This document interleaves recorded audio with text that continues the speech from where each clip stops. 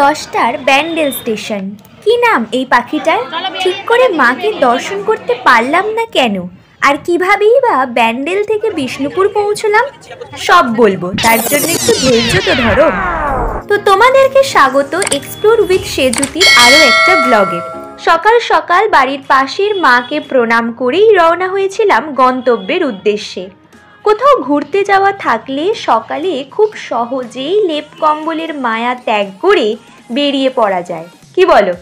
হাওড়া স্টেশনের টিকিট কেটে নেব ব্যান্ডেলের, কারণ আজকের মুখ্য গন্তব্য ব্যান্ডেলের লাহিড়ী বাবা আশ্রম। টাইম টেবিলে 8:20 দেখালেও ঘড়িতে কিন্তু 8:30 বেজে গিয়েছিল, কারণ তুমি ঘুরতে গেলেও কুয়াশা কাটিয়ে ট্রেন হাওড়া পৌঁছতে পারেনি। যথারীতি সবকিছুই এবার দেরিতে চলবে। অনেক কষ্টে ভিড় ঠেলে আমি এখন দাঁড়িয়েছি ব্যান্ডেল স্টেশনের ফুটব্রিজে। লেখাটার একদিকে চার্চের ছবি আর একদিকে ইমামবাড়ার ছবি থাকলেও এই দুটোর কোনোটাই কিন্তু আমাদের গন্তব্যে আজ ছিল না। আমরা লাহিড়ী বাবা আশ্রমে যাওয়ার জন্য বেরিয়ে পড়েছি। এখন আমরা দাঁড়িয়ে আছি হচ্ছে ব্যান্ডেলে, সেখান থেকে অটো ধরবো। অটো করে আশা করি একদম সোজা পৌঁছে যাবো লাহিড়ী বাবা আশ্রম। স্টেশনের অটো স্ট্যান্ড থেকে মোটামুটি ব্যান্ডেলের সবকটা দর্শনীয় স্থানে যাওয়ার জন্যই অটো পাওয়া যায়। আবার অটো কাকুরা অনেক সময় ব্যান্ডেলের 6টা ঘোরার জায়গা একসাথে ঘুরিয়ে দেওয়ার জন্য অটো বুক করে নিতেও বলে। যাই হোক, আমাদের আধারালয় পৌঁছতে অটো ভাড়া পড়েছিল মাথাপিছু 20 টাকা। এই আধারালয়ের মূল মন্দিরে প্রবেশের বেশ কিছু নিয়মাবলী আছে, যেমন দর্শনার্থীদের মার্জিত পোশাক পরতে হবে। পুরুষ দর্শনার্থীরা বারমুন্ডা, হাফ প্যান্ট বা মাথায় টুপি পরবে না, তবে বিশেষ ধর্মাবলম্বীদের ক্ষেত্রে টুপির বিষয়টির ব্যতিক্রম রয়েছে, কারণ এই আশ্রম সর্বধর্ম সমন্বয়ের এক মহামিলন ক্ষেত্র। মহিলা দর্শনার্থীরা শাড়ির আঁচল বা ওড়না দিয়ে মাথা ও শরীর ঢাকবেন। আমাদের ঐতিহ্যপূর্ণ দেশ মায়ের সংস্কৃতি ও সম্ভ্রম বজায় রাখা তো আমাদেরই কর্তব্য।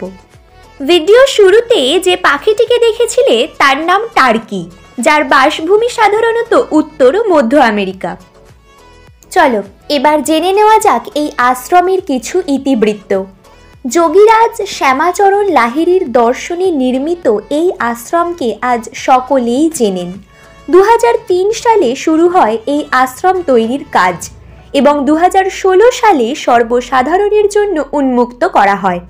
বাচ্চাদের খেলার জায়গা থেকে শুরু করে রয়েছে পূর্ণার্থীদের থাকার ব্যবস্থাও, তবে সেক্ষেত্রে অফিস রুমে আগে থেকে কথা বলে নিতে হবে। আমরা এখন প্রবেশ করব আশ্রমের অফিস ঘরে, যেখানে ফটোগ্রাফি কিন্তু স্ট্রিক্টলি প্রহিবিটেড।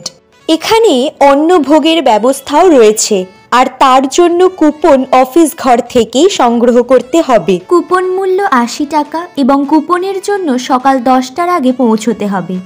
প্রবেশদ্বার দিয়ে মূল মন্দিরে এসে পৌঁছালেই দেখতে পাবে হাজার হাজার প্রাচীন আম গাছ আর নানান জানা অজানা ফুলের বাগান।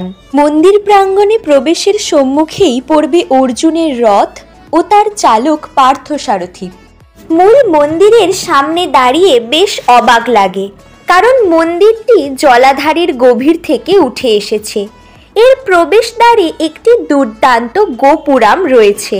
মূল মন্দিরের বাঁদিকের ছোট্ট মন্দিরটিতে পুরুষোত্তম শ্রীরাম, লক্ষ্মণ ও সীতামায়ের অধিষ্ঠান, আর ডান দিকের মন্দিরে রয়েছে শ্রীনারায়ণ, মা কালী ও দেবী দুর্গা। স্বর্ণ মন্দিরের মতো জলের ওপর নির্মিত দীর্ঘ অলিন্দ পার হয়ে বেশ কয়েকটি দেবদেবীর দর্শন পাওয়া যাবে। তবে হ্যাঁ, বলে রাখি, জুতো যেখানে রাখবেন 2 টাকা দিয়ে, সেখানে সাথে সাথে মোজাটিকেও রেখে আসবেন, কারণ মূল মন্দিরে প্রবেশের সময় জলে পা দিয়ে, অর্থাৎ পায়ের ময়লা ধুয়ে প্রবেশ করতে হবে। মূল মন্দিরে প্রবেশ করেই প্রথমে দর্শন পাবে যোগীরাজের গুরু ও পরম্পরা গুরুদেবের। তারপরে ডান দিকে গেলেই দেখবে লক্ষ্মী, সরস্বতী ও গণেশের মূর্তি। আবার মন্দিরের ডান দিকে গেলে দেখবে ত্রিদেব, অর্থাৎ ব্রহ্মা, বিষ্ণু, মহেশ্বর। এছাড়াও রয়েছে গৌতম বুদ্ধ ও জগন্নাথ, বলরাম, সুভদ্রার নির্দিষ্ট কক্ষ। মূল গর্ভগৃহে রয়েছেন যোগীরাজ, শ্রীকৃষ্ণ, নটরাজ এবং এই মন্দিরের অবস্থান চিত্র। এই আশ্রম আধারালয় নামে কেন পরিচিত তার উত্তর। তাহলে এই শীতে একবার হলেও ঘুরে আসতেই হবে এই আধারালয় বা লাহিড়ী বাবার আশ্রম থেকে। অবশ্যই ভেতরে মোবাইল নামক যন্ত্রটির ব্যবহার কিন্তু নিষিদ্ধ। 25শে ডিসেম্বর থেকে 1 জানুয়ারি পর্যন্ত এখানে উৎসব চলে। প্রায় বেলা 12টা নাগাদ থেকে প্রসাদ বিতরণ শুরু হয়। তবে সেদিন দর্শনার্থীদের ভিড় থাকায় 11টা থেকেই প্রসাদ বিতরণ শুরু হয়ে গিয়েছিল। চারিদিকে সবুজের সমারোহ, সাথে আলো আঁধারির খেলা। হুগলি জেলার এই রাজহাট গ্রাম অনেকের কাছেই পরিচিত পিকনিক স্পট হিসেবে।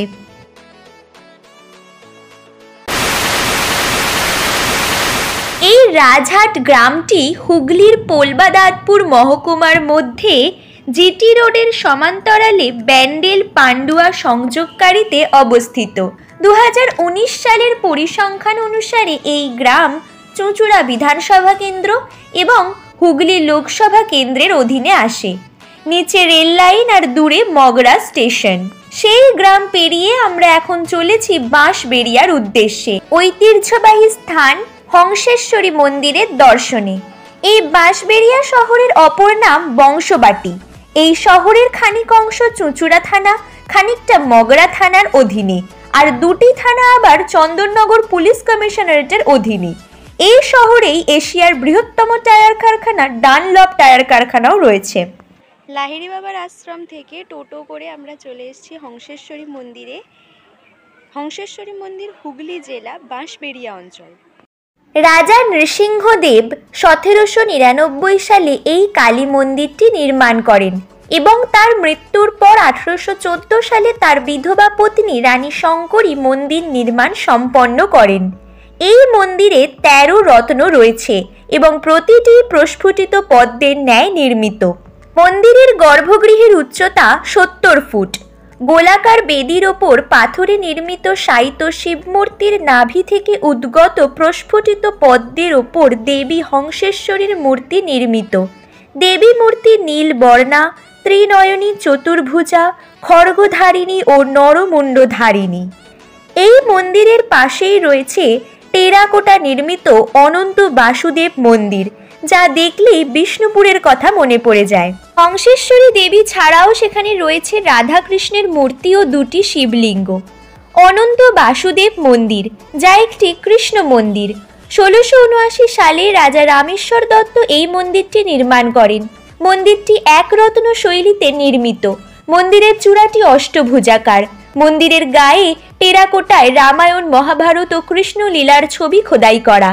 এই মন্দিরে ওঠার কোনো অনুমতি নেই। মন্দিরটি চারচালা কাঠামোর উপর নির্মিত এবং রত্নটি অষ্টকোণাকার। দৈর্ঘ্য 35 ফুট 8 ইঞ্চি, প্রস্থ 32 ফুট 4 ইঞ্চি। মায়ের মন্দিরে নিত্য পূজার ব্যবস্থা রয়েছে। ভক্তজন প্রতিদিন মাকে ভোগ নিবেদন করতে পারেন। দ্বীপ্রহরে মন্দিরের গর্ভগৃহ বন্ধ থাকে, আর সেই কারণেই মাতৃবিগ্রহ তখন দেখা যায় না। যদিও মূল মন্দিরে প্রবেশের কোনো বাধা নেই, তবে বেলা 2:30 নাগাদ পুনরায় গর্ভগৃহ খোলা হয় মাকে দর্শনের জন্য। তবে পূজা নিবেদন হয় 4:30 থেকে। এখানেও ভোগের ব্যবস্থা রয়েছে, তবে তার জন্য এখানেও সকাল 10টার আগে পৌঁছতে হবে আর আধিকারিকদের সঙ্গে কথা বলতে হবে। এই বাড়িটাই রাজবাড়ি। ফেরার সময় টোটো করে আমরা ফিরেছিলাম আদি সপ্তগ্রাম স্টেশনে, হাওড়া ফিরবো বলে। কেউ যদি শিয়ালদা দিয়ে আসতে চাও তো কাছে স্টেশন পড়বে কল্যাণী। আজকের মতো বিদায়। আবার ফিরে আসবো নতুন কোনো ঠিকানার খোঁজ নিয়ে।